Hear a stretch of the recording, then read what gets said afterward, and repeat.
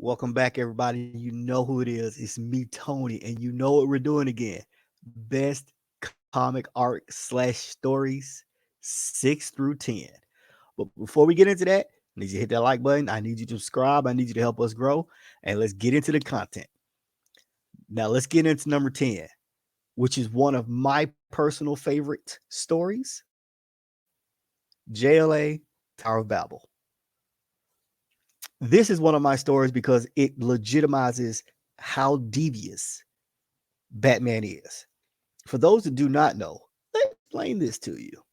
Batman, being the crazy man that he is, has come up with ways to defeat every member of the Justice League, all of them, in case they go rogue, which we have seen in other timelines like the Justice Lord, the Crime Syndicate. They have gone bad.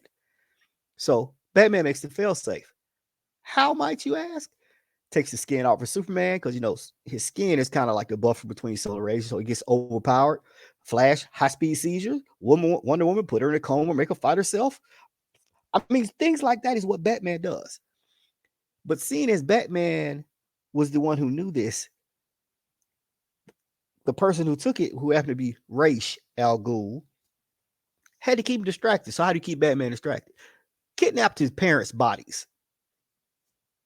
So yeah, Batman was kind of distracted. So while Ra's was enacting this plan of dismantling the Justice League, Batman was now out the way. And by the time Batman figured out, it was too late. They had all been incapacitated.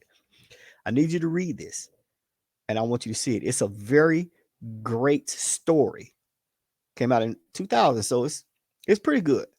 Let's go on to number 9, Blackest Night.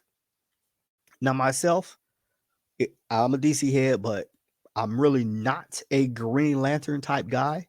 It's not one of the characters that I followed. But this story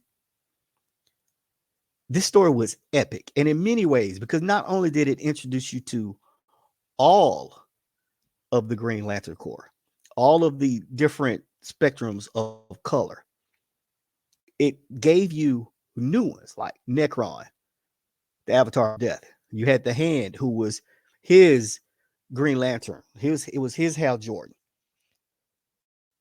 And the way they spread, Black Lanterns could take over anybody. They would kill you, and now you're a member of the Corps.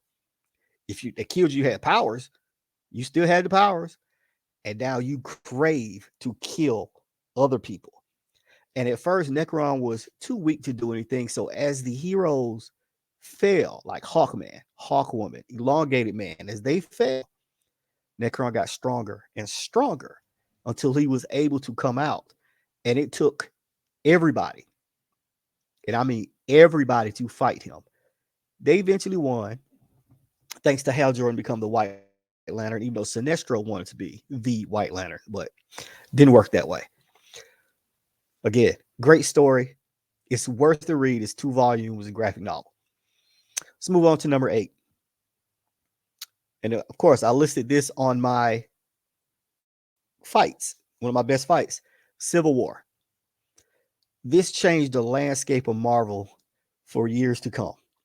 This one storyline did so much damage to a lot of the characters. It made a lot of the characters not trust each other. It was like, wait a minute, we can't be friends anymore because of this.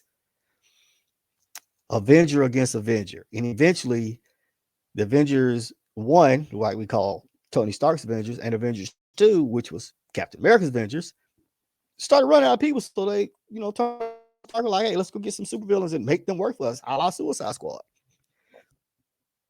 Overall, great story. Civil War 2, not so much. We don't need to talk about that. But Civil War, well worth the read. And it does hold up to the test of time. Let's move on to number 7. One of the greatest movie adaptations, Watchmen. But we're talking about the graphic novel. This gave you the real world feel of, superheroes actually did exist with normal people. It's not like the Marvel and DC where they look like, okay, they're up here, we're down here.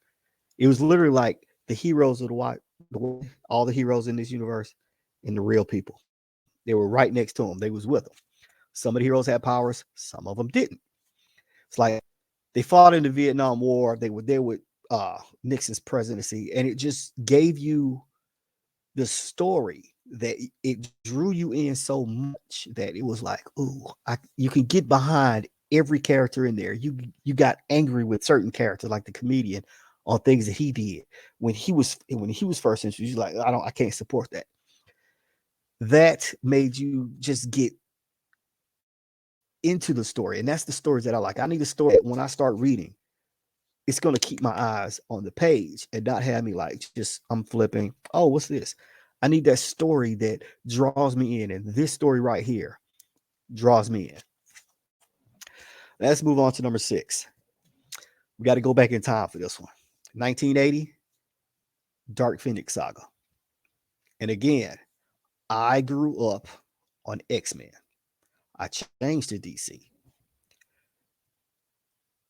Dark Phoenix Saga is by far the best Marvel story dealing with the X-Men. Period. There is nothing near this. Short version, Jean Grey, of course, goes out to space, gets caught on some radiation solar flares. I mean, what hasn't Marvel learned about stop going to space and flying around out there? You're going to catch something. Comes back, and the entity known as the Dark Phoenix, which is kind of a celestial, it's like the most powerful being out there. It really does destroy whatever it touches. Took it over, and I mean, there's so much happening. You got the Hellfire Club. You had Dark Beast, which was one of my favorite characters coming back. You had the Shi'ar. I mean, Phoenix was so powerful. She repaired the Imcron crystal. I don't know if y'all know what that is, but it takes a lot of power to do that. The Hellfire Club came in and just mastermind brainwashed Phoenix or Jean Grey to think, oh, that's the Black Queen. No, she's in there because Emma Frost was in there. Emma was the White Queen, and they didn't get along because Emma was like, wait a minute, I'm more important. So getting off topic, but that's okay. And it's just the Shi'ar knew who the Phoenix were. They was like, no, we can't have this. The Phoenix must be taken care of. And the X-Men is like, no, that's Jean Grey. And they get into a big fight.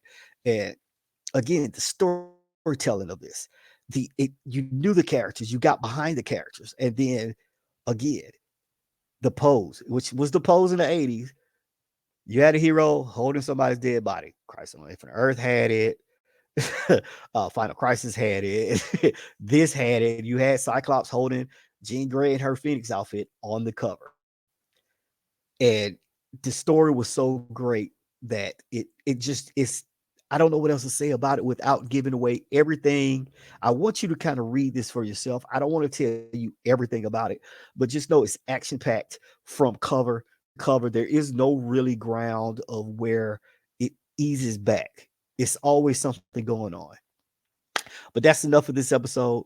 Stay tuned to my next episode, which I'm going to cover my top 5. If you feel I missed anything, drop me in the comments below, and I'll catch you on the next one.